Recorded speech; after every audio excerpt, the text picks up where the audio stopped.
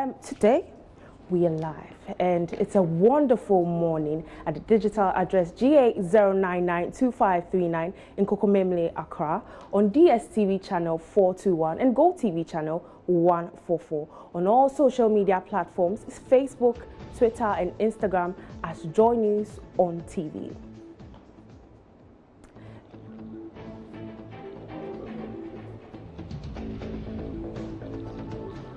This is JoyNews Interactive with me, Selinam Ampo. If you want the attitude of a Ghanaian, if you want to know the attitude of any Ghanaian, invite him or her to a party, a meeting, or any other event. And he's sure to come 2 hours late. That's if you are lucky. Lateness is a hidden drain in our political, economic, and cultural, social fabrics. The impact on lateness is felt everywhere. We need to think deeply about it together as a nation. Not even parliamentarians can be excluded. Now the Speaker of Parliament, Michael Quay, says no more Ghana time for the parliamentarians. Perennial latecomers to the House will soon be exposed with a new clock-in system. Watch this. Punctuality is not good. And we've said it ourselves on the floor of the House. We are working at these things.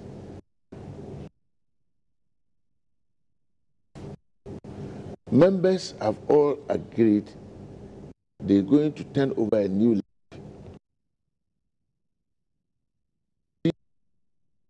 change soon, and there will be the clock. They will clock in, and they will also clock out. In other parliaments, honorability is not the House. We are working at these things. It's both members and staff. Members have all agreed that a new leaf. Those of you who have been coming here, very soon, and we've placed orders for this, there will be the clocking machines. Now let's take some reactions on Facebook to the Speaker of Parliament's comments. We have Mame Araba Agriba who says, jokes. So you mean to say a whole parliament does not have clocking devices? Ama Ghana has really suffered. That's from Mame Araba Agriba. Mayor Jegeli Dela says, call. This is no news. We have heard that for long. And we also have a message, well, some more messages coming up shortly. We have Baba Moro says, any member of parliament who absents himself without reasonable excuse should not be paid for the days lost. And when it continues, he should be suspended. Mr. Speaker, execute your powers now. We have a message from Veronica Kari. He says, hey, wait, one day if the president is late, what will happen? That's from Veronica Kari. And we have a message from comments from Fafa Neti Senaya, who says, how soon? She's asking, how soon? Baye Jeremiah also says, good, let's know them. Yes, expose them, let's know them. Yeah, we have Dean Duga. I can't remember the last time Parliament rejects a bill or any proposal coming from the presidency. Majority will surely succeed in backing them. So sometimes I wonder the works our parliamentarians are doing in Parliament, as if Parliament is all about getting a job. That's a message from Dean Duga. Yeah. Yeah, so that was some comments from on the Speaker of Parliament saying that parliamentarians are going to clock in now.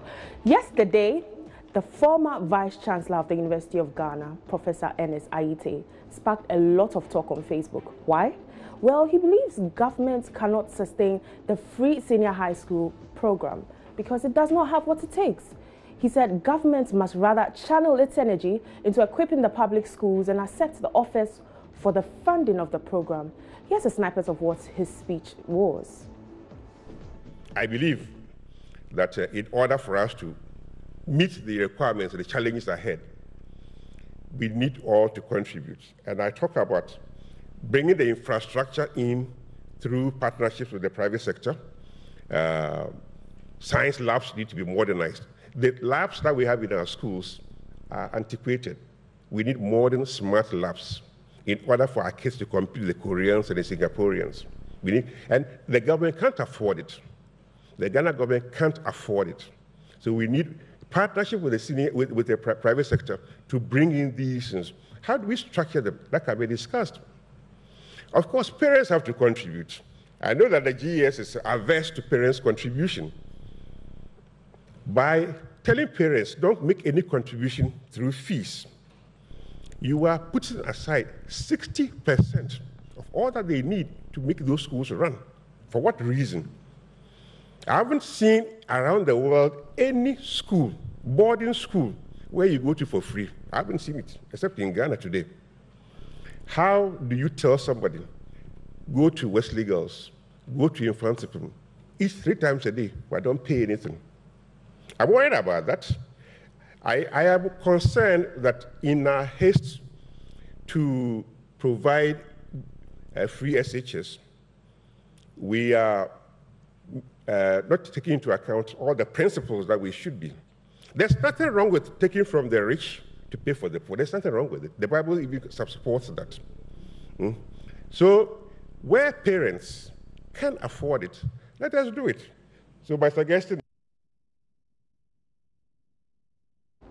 So that was former Vice Chancellor of the University of Ghana, Professor Ernest Aite. Let's take some comments on Facebook. And Jonathan Brew says, I think there's something we need to understand, that formal education is not meant for everybody.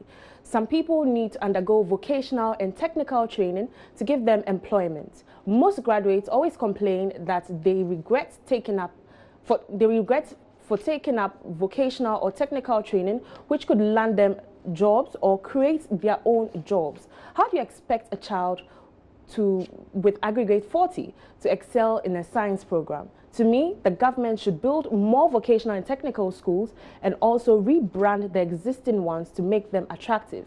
If care is not taken, we will get more quantity and less quality students. That's Jonathan Brew with a very interesting message. And we have Nathaniel Nate, who says this policy would be changed by subsequent governments.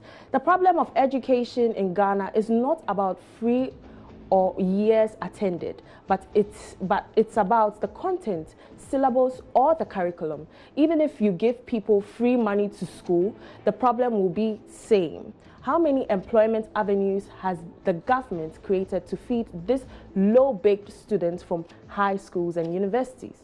They come out and become jobless for government to take ad hoc measures. That's Nathaniel Nate with that comment. And we have Frank Addison, who can figure out rich people in the society, hence clave for them to pay. It must be free for all because majority of Ghanaian populace are poor and can't afford to sponsor their wards' education. That's from Frank Addison. And we also have Antaru Umar. Why should Ghanaians' education turn into traffic lights? We are damaging our children's future rather than building it. Let's wise up and rethink about this free SHS. Antaru Umar with that interesting comment. And we have Amedome Yao Kedem, who says, with such pessimistic characters at the helm of affairs of higher learning, how can this dear nation move forward? Amedome with that comment. And we have Charles Amwafo Boating. Ghana provided free SHS for the 3 northern regions since independence, and no one talked about funding. No one talked about funding. That's from Charles Amwafo. Kwame Afari Mensah says, says, I think comments like this should further strengthen government's commitment to making free SHS work and put these doubters to shame. That's from Kwame Afari. And we have Akwesi Prempe, who says the professor is thinking and talking like a JSS dropout. Yeah. Kwesi Prempe with that comment. And we have Ibrahim Muazu, who says, everyone can see how the program drilling, emptying our national purse, making living conditions so much harder as compared to what we were experiencing previously. That's a message from Ibrahim Mazu. And Jonathan Brew says, I think there's something we need to understand. That formal education is not meant for everybody. I've taken this comment already, so we'll move on to some other comments. Okay, that's it. And there's more on JoyNews Interactive shortly. Stay with us.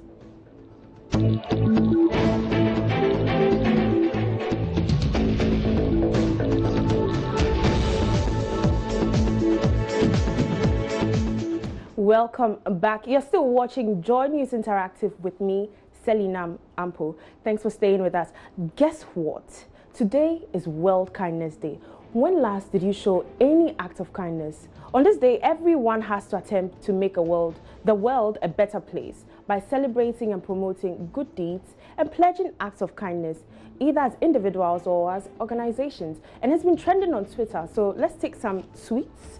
Today, it says, good morning world. This is from Sarah Venn. She says, good morning world. So today is World Kindness Day, a day that perhaps we might all celebrate without consuming, but by gifting a smile, a moment, or a hug, because you never know the difference that might make. So let's sprinkle some kindness everywhere we go. That's from Sarah Venn. And we have this from the Scottish Book Trust. It says, research proves that reading enhances your ability to detect and understand other people's emotions. Boost your kindness with a book for #World Kindness Day. That's from the Scottish Book Trust. Julia Bradbury says, in a world of hate crimes, let's celebrate #World Kindness Day. Share a slice of pizza with someone you love. Talk to a stranger who looks like they need a moment. Donate something to your community. Kindness is good for the soul and good for humanity. #do something, #only human.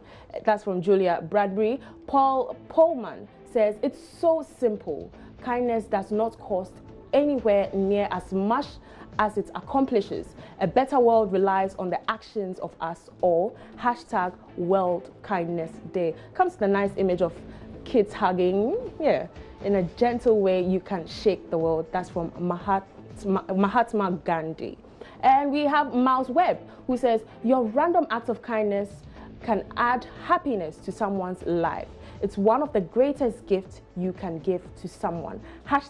#World Kindness Day. It comes with a nice image also with a young man crossing the street with an old lady. Little spark of kindness can put a colossal burst and sunshine in someone's day. Wow. So we are going to our video of the day. Guess what? There's a new dance in town, and I can't wait for it to be Christmas because December is looking exciting already. And this video, look, just watch it.